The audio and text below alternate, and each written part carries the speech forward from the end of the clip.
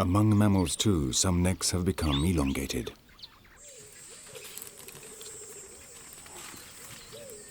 This is the next level up, a gerenuk, a Somali word which means giraffe neck.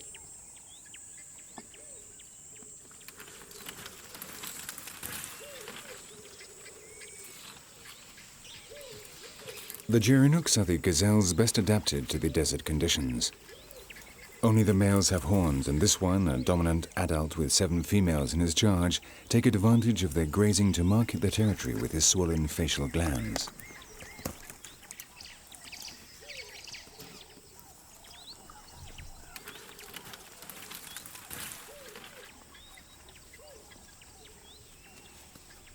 The gerenuks are the only gazelles that inhabit these sub-desert regions in the driest months.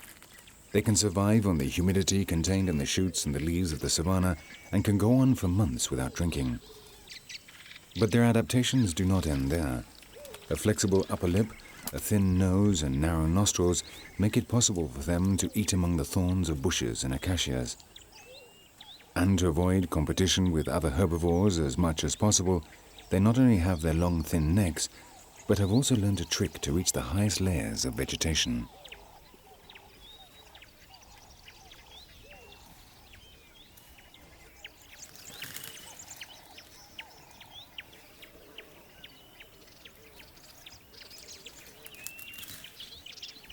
Only the gerenuks can stand on their hind legs to reach the branches above 2 meters high.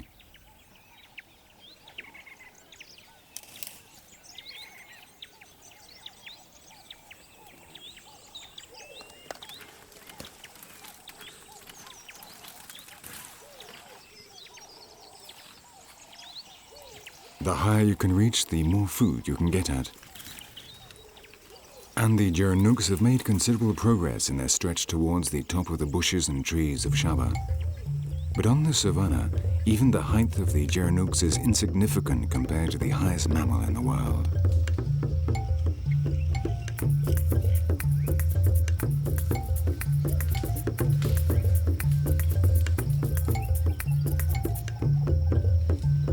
At up to 5.5 meters, the giraffes leave behind all other competitors and can reach the tops of the acacias where they find indispensable food reserves during the dry season.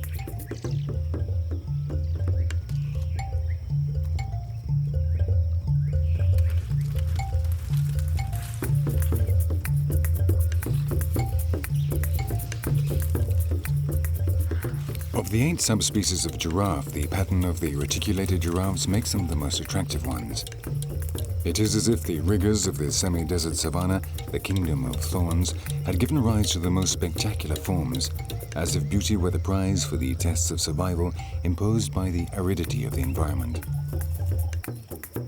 The Grevy's zebras, the vulturine guinea fowl, the reticulated giraffes, incomparable hides and plumages emerge from the thirst of many months, the scorching heat, and searching for food among the thorns.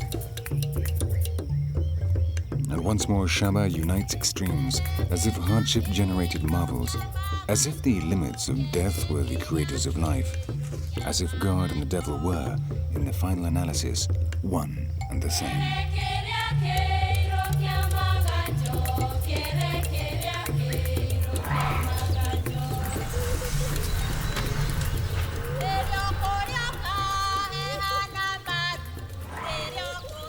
With the arrival of the rains, the elephants once more return. Their 4 meters in height, along with the length of their trunks and their ability to stand on their hind legs, means that not even the giraffes can reach so high in their search for food.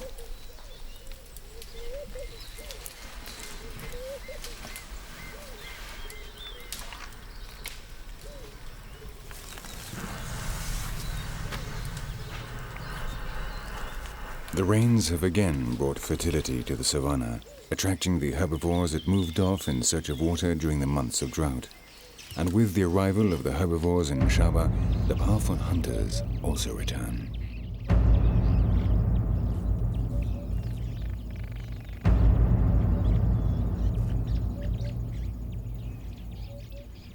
Though the new vegetation has refreshed the atmosphere, the central hours of the day are still unbearably hot.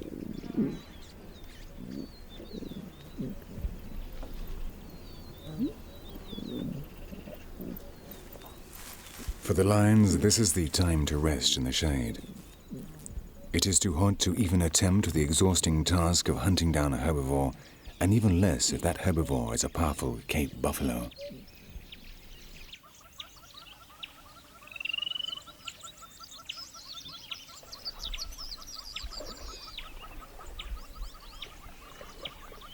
The herbivores know that during the hours of midday, they are unlikely to suffer an attack, and are happy to simply keep the felines under surveillance upwind.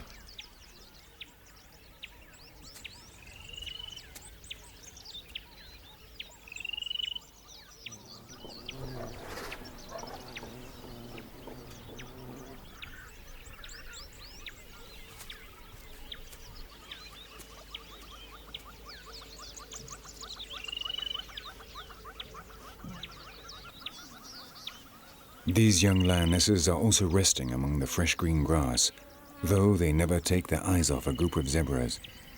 If one of them shows signs of weakness or is wounded, the lionesses will not hesitate to attack. But the group is perfectly healthy, and the patterns of their bodies confuse the hunters, turning their silhouettes into a blur of moving stripes.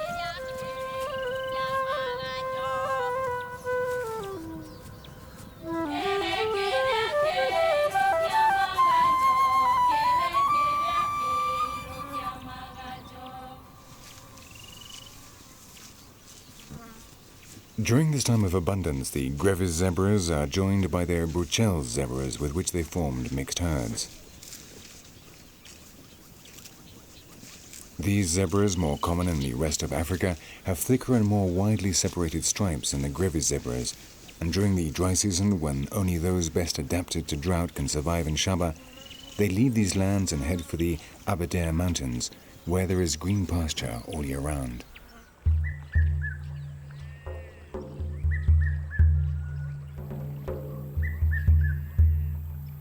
In this season, when the climate has changed and there is food all around, the animals get ready to bring their young into the world. And during the weeks immediately after the first rains, the different species come into heat and breed.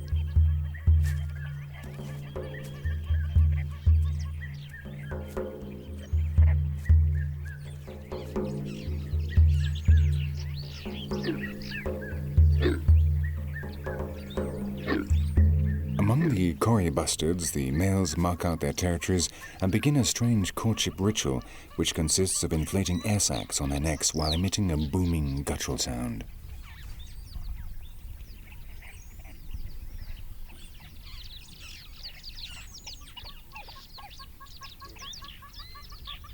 Their swollen necks and the dull sounds are intended to attract the attention of the females while warning off other males who, as in this case, try to take over a territory which is someone else's domain.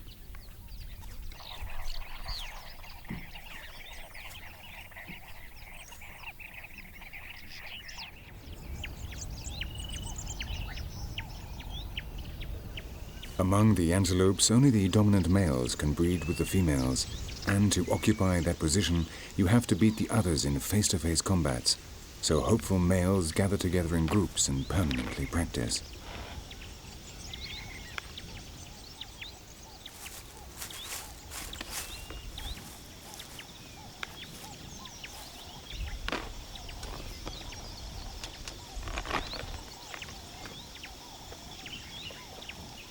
These are not real fights.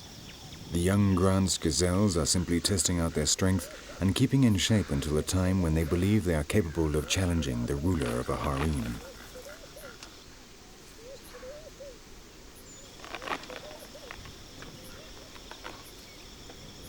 And the process is the same with the impala males.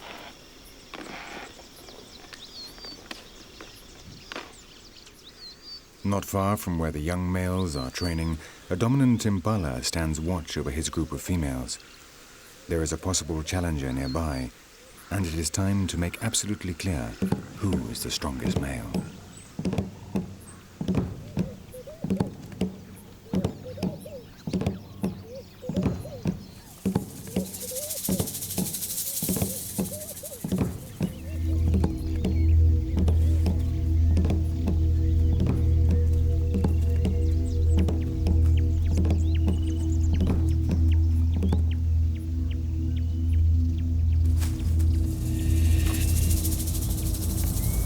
the watchful eye of the females, the males clash. But the conflict does not have serious consequences. After the initial confrontation, the challenger realizes his time has not yet come, and before the combat turns serious, he retires uninjured.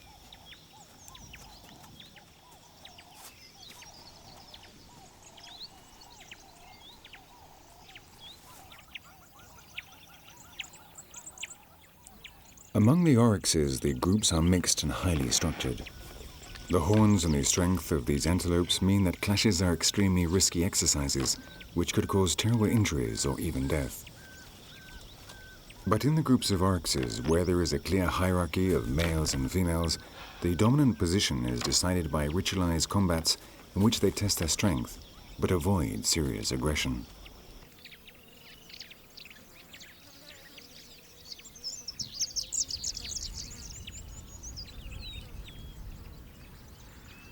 In the herds, breeding is also decided by the hierarchy.